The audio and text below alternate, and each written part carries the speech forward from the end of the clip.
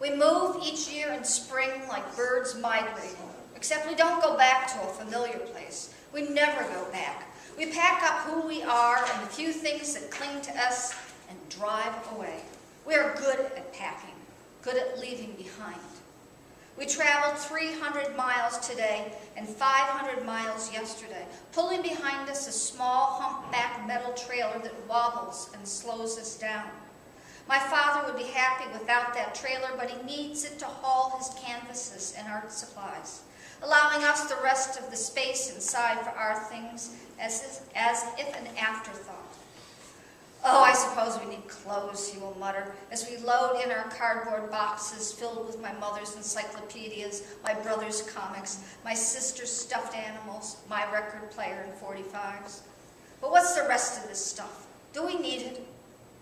An hour off the highway, a half hour past the last poor excuse for a town. My father turns toward the three of us in the back seat. We're almost there, he says, as my mother drives down a two-lane blacktop road, exactly like every other two-lane road that has brought us last year and the years before to almost there.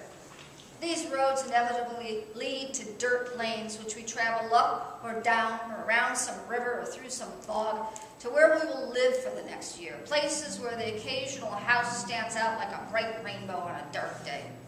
Today, we turn right onto a narrow but paved road. More. The woods are dense, arching over the road like arms reaching for each other in fright. My teeth are clenched and my jaw hurts. As always, I've convinced myself that this time we will be living in a suburb of some sort, or maybe the tail end of a town, where there are sidewalks and porches, where people watch neighbors come and go, asking them in for tea and cookies. I once lived in a place with a sidewalk, but I was 3 and don't remember. We drive over a hill and down the other side. This must be it, my father says. It's a mile since we turned. Yes, there it is. This is it, kids. I can hardly breathe, because what I notice first is that I don't know which house he means, because there are 2 houses directly facing each other from across the road. One is a pretty farmhouse with brown shingles, white trim, front porch, and a big red barn. There are acres of mowed grass and a cow pasture that spreads out behind the barn and up the hill. I can see lace curtains wave from the open windows. Across the road is a tar-papered house with no porch and a half-dozen cars scattered about a mangy yard, the grills glistening in the late sun like the teeth of rabid dogs. If my father turns right into that drive, I will not get out of the car. I would rather die.